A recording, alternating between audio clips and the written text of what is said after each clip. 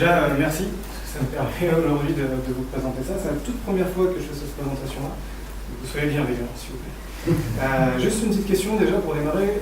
Les développeurs ou les tech, même autres que développeurs, est-ce que vous pouvez lever la main pour qu'on voit un petit peu? Ah, vous êtes nombreux.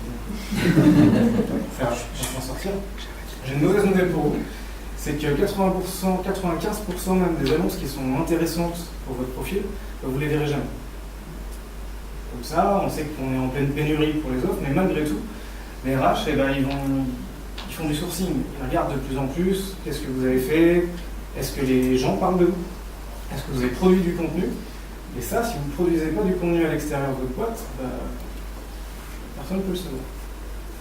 Surtout que la plupart du temps, quand vous créez du code dans une boîte, vous n'avez pas toujours le droit en plus de le montrer à des futurs entretiens, etc. Donc, du coup, on va vite passer ça.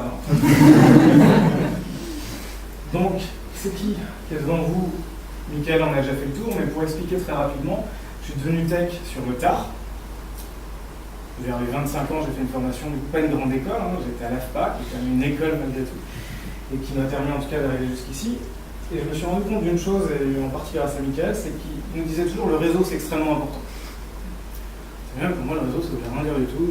Oui, on réseau les gens. Bon. Du coup je me suis mis sur Yadeo et maintenant je dois avoir 5 à 6 000 contacts qui me servent à rien. J'ai rajouté à l'appel, j'ai fait de la masse derrière, et c'était pas top. Pourtant, une opportunité dans la vie, vous avez 15 minutes en gros pour réussir à la choper et ça peut complètement changer vos vies. L'exemple, nous, avec notre boîte aujourd'hui, c'est qu'on est lancé là sur une levée de fonds. Si j'avais décidé de partir comme prévu 10 minutes avant la fin d'un événement, un petit peu comme ici, quand j'étais venu, j'aurais pas fait les bonnes rencontres et on n'en serait pas là.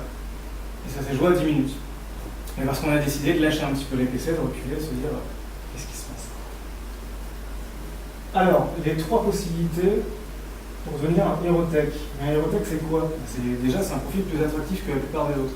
Alors comment on peut être attractif déjà en toquant, par exemple, du coup félicitations parce que c'est quand même pas évident.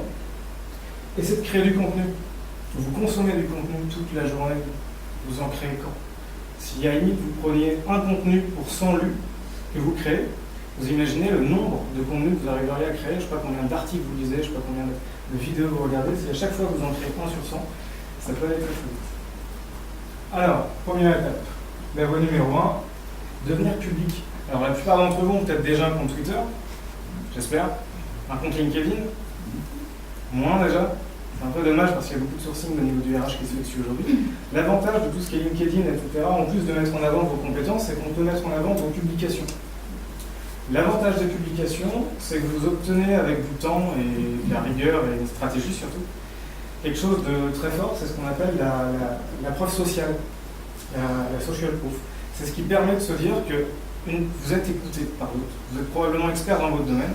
Il ne suffit plus aujourd'hui d'avoir une spécialité. Une spécialité, même sur l'ingénierie, désolé, mais il y a plein de gens qui sont spécialisés. Donc peut-être pas sur les technos dont on a parlé encore, il n'y en a peut-être pas encore assez, mais c'est de plus en plus impressionnant. Donc l'idée, c'est vraiment de créer du contenu, de devenir public et de se dire, voilà, comment je peux faire pour attirer de l'autre côté des gens à s'intéresser à ce que je fais. Parce que si vous attendez juste qu'une offre tombe comme ça par miracle, ça va être compliqué. Pour vous donner une idée, moi je suis plus développeur depuis déjà un petit moment, et malgré tout je reçois 2 à 3 annonces d'emploi par semaine en me disant ça serait bien que tu bosses, et je ne suis pas le seul. Je sais que c'est le cas aussi pour Michael. Donc n'hésitez pas, devenez public, posez-vous la question, qu'est-ce que je pourrais faire pour attirer l'œil sur mon profil? Une autre possibilité, extrêmement importante, là c'est plus en interne, on n'est plus sur le public, vous avez déjà probablement tous bossé en équipe. Il y a quelque chose de très désagréable et qui fait qu'on risque de vous oublier très rapidement dans n'importe quelle équipe. C'est ça. N'imposez pas votre leadership. Le leadership, ça ne s'impose pas. Si, mais naturellement, pas par vous-même. Vous avez des connaissances.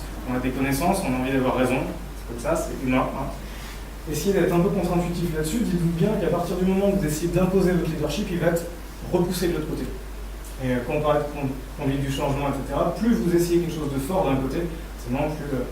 la résistance au changement va être forte. Votre leadership, il doit venir de la même manière par la preuve. Agissez, agissez, agissez. On a tendance à avoir confiance en les gens qui agissent. Donc, les gens qui parlent, là, on a toujours moins confiance en nous. On a besoin de voir les gens faire. On a besoin de voir les gens agir, créer. Donc on en revient à la possibilité de créer du contenu. C'est pas grand-chose de créer un article de temps en temps, un tuto, quelque chose, et régulièrement. Et avec une stratégie autour de ça. Vous avez une chance extraordinaire, surtout les devs, c'est que votre métier, c'est de résoudre des problèmes. On attend quoi d'un héros quelque part, qui résolve des problèmes? Vous êtes exactement dans ce cas-là. Vous avez la chance de réussir à avoir des capacités d'abstraction qui vous permettent d'envisager plusieurs solutions et trouver la plus adéquate pour résoudre un problème. Essayez d'envisager ça exactement de la même manière.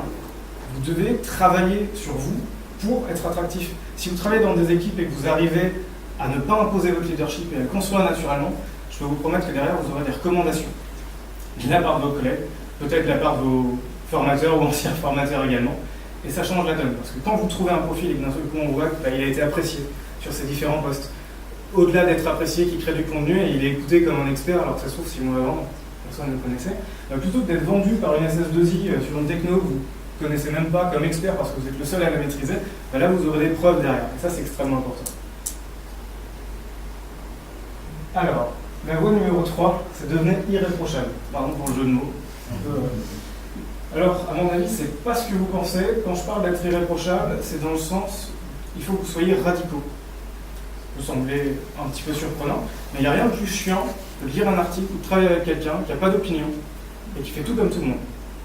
Alors, on l'oublie rapidement, c'est pas agréable. Par contre, quand vous lisez un article, que vous soyez d'accord ou non, si c'est vraiment très fort, même si vous n'êtes carrément pas d'accord, ça va vous marquer. Vous allez en parler à l'autre, etc. C'est pareil dans le travail. Vous utilisez des technos, vous n'aimez pas tout dans cette techno-là. Ça peut être un sujet d'article. À partir du moment où vous avez un recruteur qui commence à s'intéresser à votre cas, s'il voit que vous n'êtes déjà pas capable de donner votre avis en positif ou en négatif, comment vous voulez être force de proposition dans une équipe dans laquelle on va vous mettre? On va se dire, bon, encore quelqu'un de neutre, c'est bien. Bon, à la limite, s'il y a besoin de caler quelqu'un comme ça peut passer. Mais pour avoir les annonces, les postes les plus intéressants, ce qu'il faut clairement faire, c'est être radical. Mais c'est être radical aussi bien dans vos propositions que dans vos créations, que dans vos recherches. L'exemple simple, on va reprendre l'histoire de tout ce qui est public. Moi, Twitter, j'ai essayé, j'ai fait 5 comptes, ça a été une cata à chaque fois. Et là, j'ai créé un compte Twitter il y a 3-4 mois. Et là, aujourd'hui, je me retrouve avec un peu plus de 700 followers pour à peine 1000 tweets. Le ratio n'est pas dégueulasse, je vous l'accorde.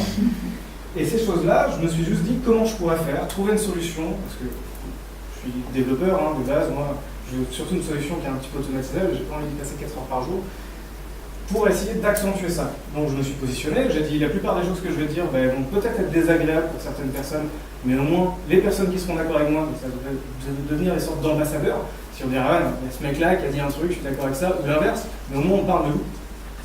Et derrière, c'était de simplifier un petit peu l'automatisation de tout ça, parce que on reste des techs, au bout d'un moment, on est là pour faire du social, sinon on va vite s'emmerder.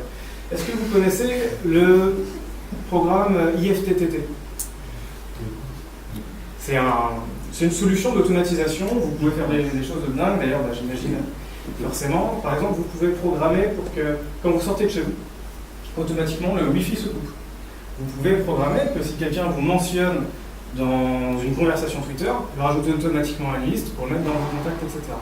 Ce que je veux dire, c'est que le fait de devenir public, le fait de devenir irréprochable, au-delà de la radicalité, ça touche votre métier. Vous pouvez imaginer des possibilités. Il faut le voir comme un développement logiciel, en fait. Si vous avez un client ou un patron qui arrive et qui fait « Bon voilà, j'ai ce gros problème, qu'est-ce que tu ferais ?» Vous, votre gros problème, c'est que demain, vous êtes invisible. Parce que même si on est en pénurie, ça ne va pas durer. Dans les 5 à 10 ans à venir, ils vont continuer de débloquer des fonds pour qu'on se forme. Il y a des nouvelles écoles magiques qui arrivent de nulle part, qui transforment les développeurs web en 3 mois. C'est assez impressionnant. Donc vous allez disparaître. Les salaires vont commencer à baisser, vous allez être de moins en moins rares. La seule solution, c'est d'envisager tout ce que vous faites dès maintenant comme votre carrière. Et chaque chose que vous allez faire, un talk, un contact avec quelqu'un, vous devez absolument l'envisager comme une marche supplémentaire pour accéder à ce qu'il y aura plus tard. Si vous commencez à vous soucier de votre carrière en fin de carrière, ça risque de poser problème. Donc voilà. Merci pour votre temps.